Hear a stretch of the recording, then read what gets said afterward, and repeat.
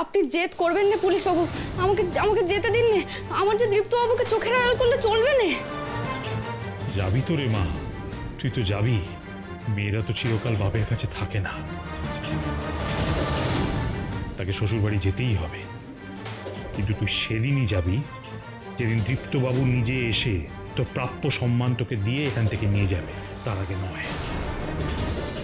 আসবেন না পুলিশ বাবু, দীপ্ত বাবু এখানে আসবেন না। কিন্তু কিন্তু আমি কাছে না থাকলে যে ওনার বিপদ। হোক, কিচ্ছু যায় আসে না।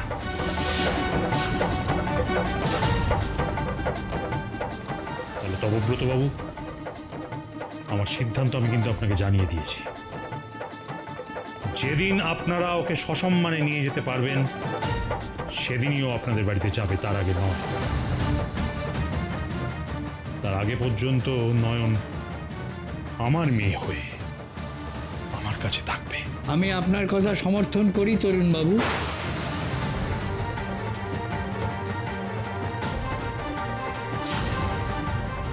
দাদু,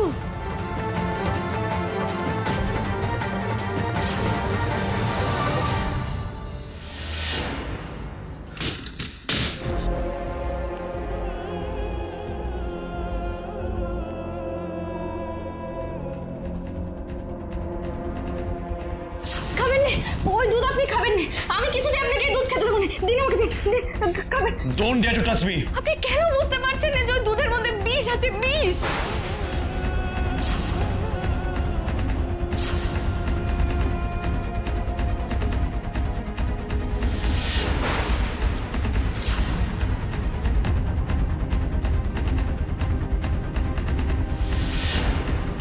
আপনি কেন বুঝতে পারছেন না? গাড়িটা জ্বলে যাবে। দীপ্ত বাবু, নেমে আসুন আপনি।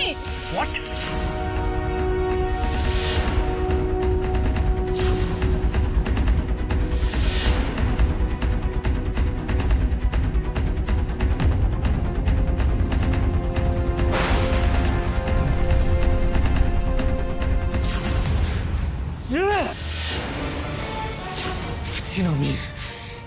আমি আর পারছি না, মেয়েটিকে সহ্য করতে আমরা কিছুতেই পারছি না।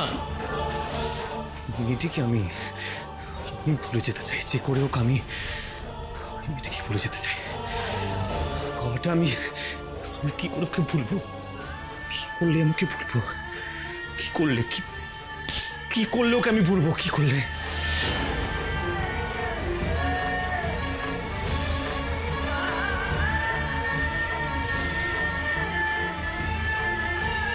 আরে এইসব জেনে আমাদের কি লাভ রে দিদি? We should be thinking about that girl. আমাদের ওই মেয়েটাকে নিয়ে চিন্তা। না ভিকি, না।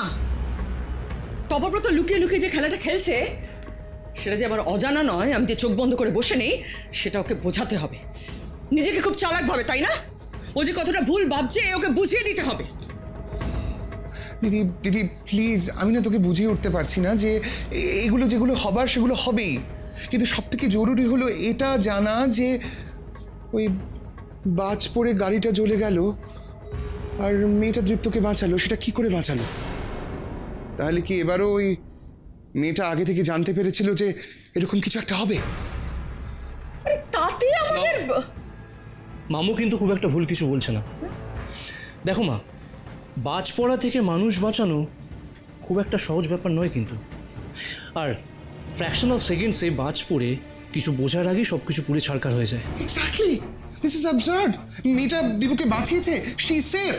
How is that possible? Right মামু, সেক্ষেত্রে ধরে নিতে হবে যে মেয়েটা আগে থেকেই পুরো ব্যাপারটা আজ করেছিল আর সময় মতো সেখান থেকে সরে গেছিল। কিন্তু মা এবারও যদি মেয়েটা পুরো ব্যাপারটা আগে থেকে আজ করে থাকে সেটাকে কিন্তু কোইন্সিডেন্স বলে উড়িয়ে দেওয়াটা ঠিক হবে না।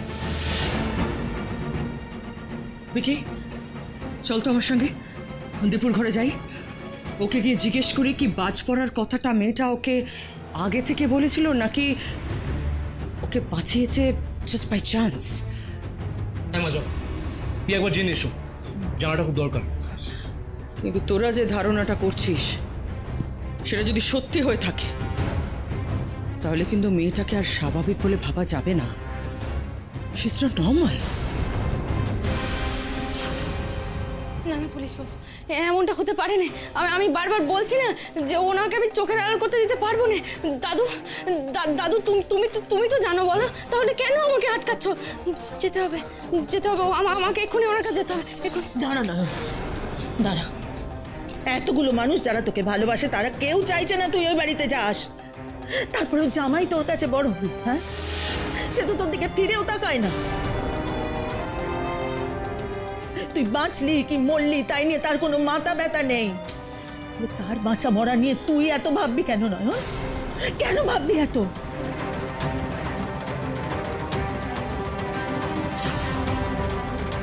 তার বাঁচা মরা নিয়ে তুই এত ভাববি কেন?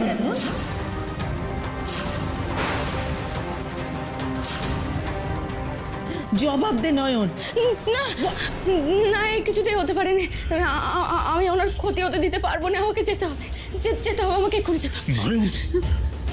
নয়ন কেন এরকম করছিস? একটু শান্ত হ, আমাদের কথাটা শোন।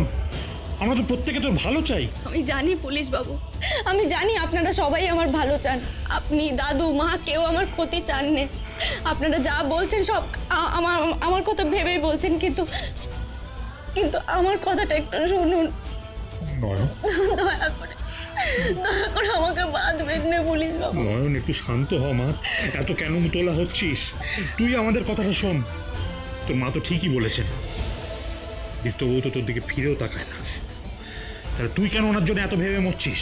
এত ভাবনা কিসের তোর? ভাবনা কি আর এমনি এমনি আসে পুলিশ বাবু? আমি যে ওনাকে হারিয়ে ফেলার ভয় পাই। আপনি তো জানেন কাছের মানুষকে হারিয়ে ফেলার কতটা দুঃখ। আপনি তো জানেন তাকে চেয়েও ধরে রাখতে না পারার কষ্ট যে কতটা ভয়ানক, তা তো আপনি জানেন।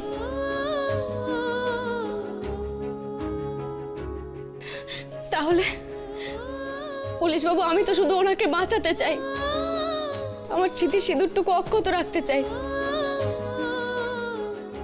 সব জেনেও আপনারা কইবেন আমি ওনার থেকে দূরে থাকি? দূরে থাকলে আমি দীপ্তবাবুকে আগলাবো কি করে? তাই আমাকে যে করেই হোক ওনার কাছাকাছি আমাকে থাকতেই হবে। আমাকে ও বাড়ি যেতেই হবে। উনি আমার কদর না বুঝলেও আমাকে যেতে হবে। দুধ ছাই করলেও যেতে হবে, এছাড়া উপায় নেই আমার কাছে।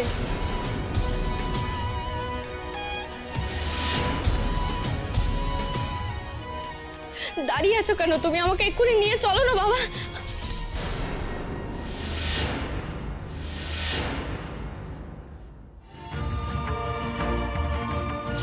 তুমি আমাদের পরিবারের কেউ হও না। তোমার সাথে আমার মা বাবার সম্পর্কের সূত্র তো আমি, তাই তো? তাই আমি যখন তোমাকে মানি না, তাই তুমি কোন অধিকারে আমার বাবা মাকে তুমি তোমার মা বাবা বলে ডাকো? না না না বাবা, বাবা বলবো না আর। তোমাকে আমি কোনোদিনও বাবা বলবো না। দীপ্তবাবু যে তোমাকে বাবা ডাকতে না করেছে, তোমাকে বাবা ডাকলে যে উনি আমার উপর রাগ করবেন, কষ্ট পাবেন, আর আমি তো ওনাকে কষ্ট দিতে পারবো না।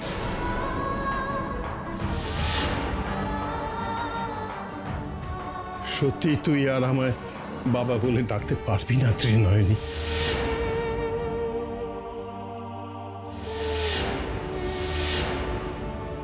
তোকে বাঁচাতে, দীপ্তকে বাঁচাতে আমাকে এক কঠিন সিদ্ধান্ত নিতে হবে।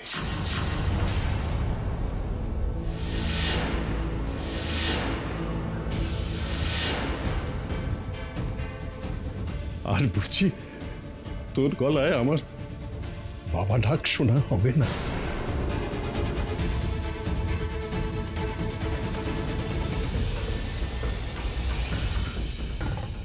কি এমন সিদ্ধান্ত নেবেন তপব্রত বাবু যাতে দিদিভাই আপনাকে বাবা বলে ডাকতে পারবে না?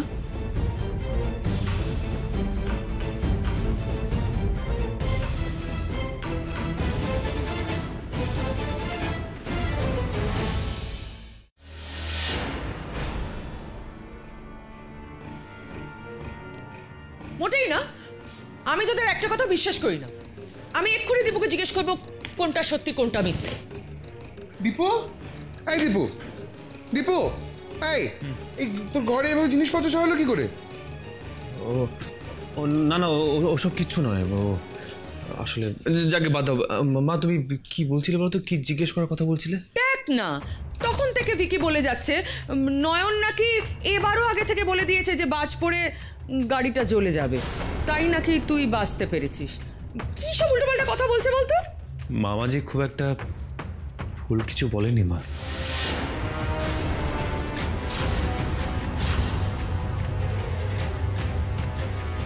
কোন মেয়েটা? ওই যে বলে গেল সব জ্বলে পুড়ে যাবে, সেই মেয়েটি। ও যে সব কিছু পুড়ে যাবে বলছিল, কিন্তু কি জ্বলে যাবে, কি পুড়ে যাবে, আমাকে যে ওকে খুঁজতেই হবে। মানে কি বলেছিল মেয়েটা তোকে? কিরে, কেন বললি ভিকি যেটা ভাবছে সেটা ভুল নয়? বল বল দীপু। মা আসলে ত্রিনয়নী একটা মেয়ের। না না, মাকে এগুলো কি করে বলবো আমি? এসব কথা যদি বলি তাহলে মা ভাববে আমার মাথা খারাপ হয়ে গেছে। এমনকি সত্যি কখনো হয় নাকি? কি হলো দীপু, চুপ করে গেলি কেন? বল, কি বলছিলি তুই? ত্রিনয়নী একটা মেয়ের কি? মা যেটা জিজ্ঞেস করতে তার উত্তর দে বাবা।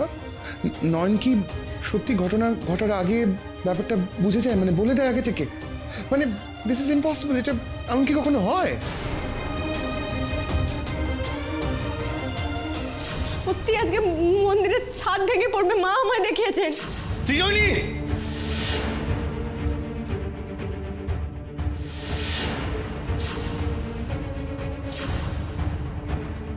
আপনি কেন বুঝতে পারছেন এই গাড়িটা জ্বলে যাবে? দীপ্তবাবু নেমে আসুন আপনি। দীপু, কি হলো? না না না মা, এসব না, এসব একদমই হয় না। ও একদম এইসব বাজে কথা, মানে ও আসলে একটা বুজরুক, এইসব করে সবাইকে বোকা বানায়। তুই নিজে এটা মন থেকে মানছিস তো? জানি না আমি মন থেকে কি মানছি, আমি জানি না।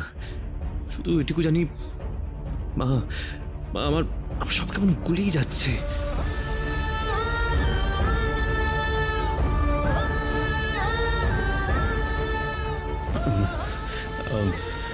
মা আমার একটা জরুরি কাজ আছে, আমি এক্ষুনি আসছি। দীপু আমার কথা শোন। দীপু এভাবে কেন তাড়াতাড়ি চলে গেল কিছু বুঝলি? হ্যাঁ বুঝলাম, দীপু নিজেও কনফিউজড। কিন্তু ভিকি, মেয়েটাকে নিয়ে রহস্যটা তো এখনো কাটলো না। মাথা ঠান্ডা করে শোন, এটা রহস্য কাটানোর সময় নয় দিদি। যে বড় সুযোগটা এসেছে সেটাকে কাজে লাগা। ডিভোর্স তো? হ্যাঁ, ডিভোর্স। দীপু যখন নিজেই মেয়েটার কাছ থেকে ডিভোর্স চাইছে, তখন সেটার ব্যবস্থা তাড়াতাড়ি করে ফেল। আর তারপর আমাদের খুঁজতে হবে সেই মেয়েটা, মানে দীপুর মনের মতো মেয়ে, যে মেয়েটা আমাদের হাতের মুঠোয় থাকবে একেবারে। Immediately we should get them married. আর তারপর পিস, শান্তি। হ্যাঁ, বিয়ে। আমাকে তৃপ্তকে আবার অন্য মেয়ের সঙ্গে বিয়ে দিতে হবে।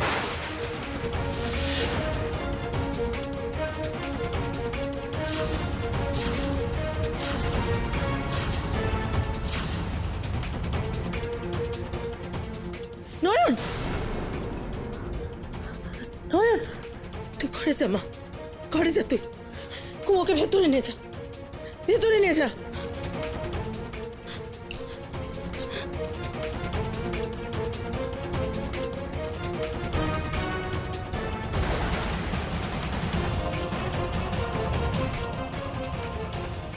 তুমি ওনার বিয়ে দেবে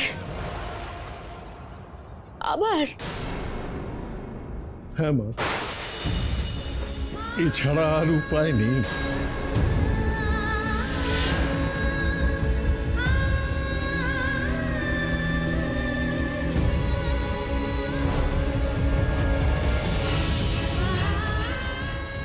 তুমি কেমন কথা বলছো? আমি যা করছি তোদের দুজনের মঙ্গল চেয়েই করছি, কিন্তু কিন্তু সেটা তোকে বোঝাই কি করে আমি? থাক বেআই মশাই, থাক, আর কিচ্ছু বোঝাতে হবে না আপনাকে। আপনি এক্ষুনি বলছিলেন না আমার মেয়ের মঙ্গল চেয়ে আপনি এসব করছেন। আমার মেয়ের মঙ্গল আপনাকে চাইতে হবে না বেআই মশাই, চাইতে হবে না। আমার মেয়েটাকে ভালো মানুষ পেয়ে অনেক ছেলে খেলা করে নিয়েছেন ওর সাথে, আর না, আর কিচ্ছু করতে দেবো না আপনাকে, কিচ্ছু না। নয়ন, ঘরে যা, ঘরে যা নয়ন। কথা কানে যাচ্ছে না কুমু? তোকে বলেছি না নয়নকে নিতে ঘরে যেতে, যা। আরে বাবা, ওকে নিয়ে গেলে তো আমি পুরো গল্পটাই শুনতে পাবো। যেটা বলছি সেটা কর। ভালো লাগে না আমার আর। এই চল তো, চল চল। দাঁড়া কুমু, ছাড় আমাকে, আমাকে এখানে থাকতে হবে, সবটা শুনতে হবে আমাকে। কি হলো, কি হলো, থেমে গেলে কেন বলো? না দিদি ভাই, এই পাগলের প্রলাপ তোকে আমি শুনতে দেব না, তুই ঘরে যা। দাদু, দাদু আমাকে নিয়ে কথা হচ্ছে আর আমাকে শুনতে দেবে না? না, দেব না। এই লোকটার জন্য অনেক আঘাত তুই ইতিমধ্যেই পেয়েছিস দিদি ভাই, তোকে আর আমি আঘাত পেতে দেব না। বুঝিস না কেন? তোর কষ্টতে আমাদেরও কষ্ট, আমাদেরও পোড়ায়। যা দিদি ভাই, ঘরে যা, আমার কথা শোন। কিন্তু দাদু। কোনো কিন্তু নেই, তোর এই কিন্তু কিন্তু করার সুযোগটা নিচ্ছে না বরাবর। এই মুহূর্তে তুই ভেতরে যাবি দিদি ভাই। কুমো, ওকে নিয়ে যা।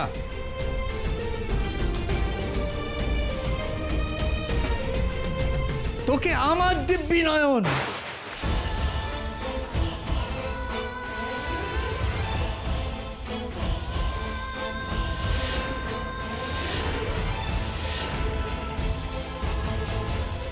এত বড় দিব্যি দিলে দাদু?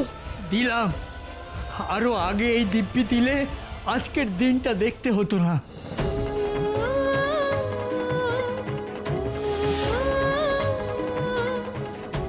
চল চল, আরে চল না।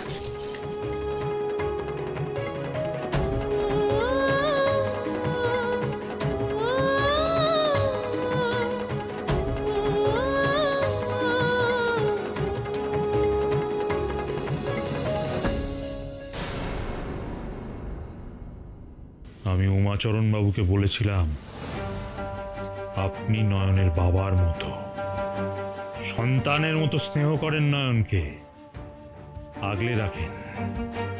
তাই আপনার বাড়ির কারুর দ্বারা নয়নের কোনো ক্ষতি হলেও হতে পারে, কিন্তু আপনার দ্বারা হবে না।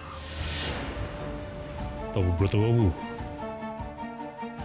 কি অনায়াসে আপনি আমার কথাটাকে মিথ্যে প্রমাণ করে দিলেন।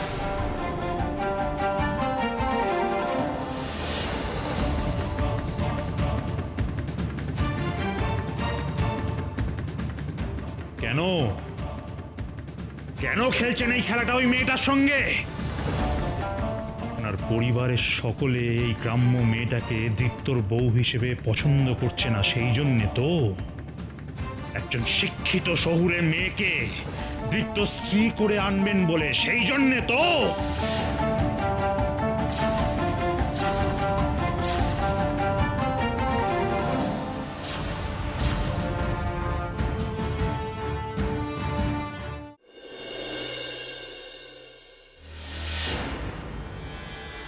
কিরে দিদি, জামাইবাবু শেষমেশ তোকে ছেড়ে চলে যাচ্ছে তো?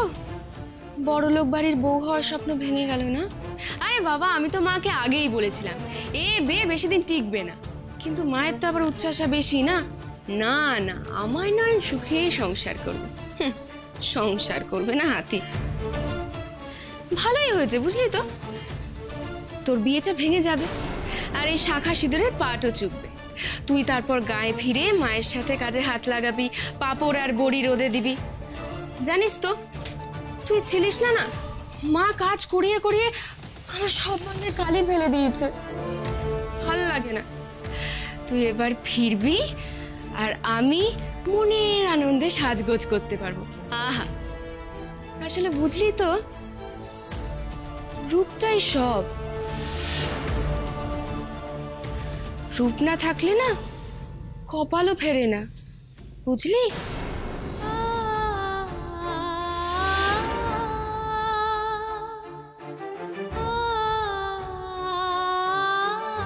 হ্যাঁ, বিয়ে। আমাকে তৃপ্তকে আবার অন্য মেয়ের সঙ্গে বিয়ে দিতে হবে, এছাড়া আর উপায় নেই। এই দিদি, এই কোথায় যাচ্ছিস? আমি কিন্তু দাদুর কাছে ছাড় খেতে পারবো না। আরে আপনি এটা করতে পারেন না তপব্রত বাবু, মেয়েটার সঙ্গে এরকম করতে পারেন না আপনি, এটা ইল্লিগাল। একজন বউ থাকতে দীপ্তর আরেকবার বিয়ে দেওয়ার কথা ভাবেন কি করে আপনি?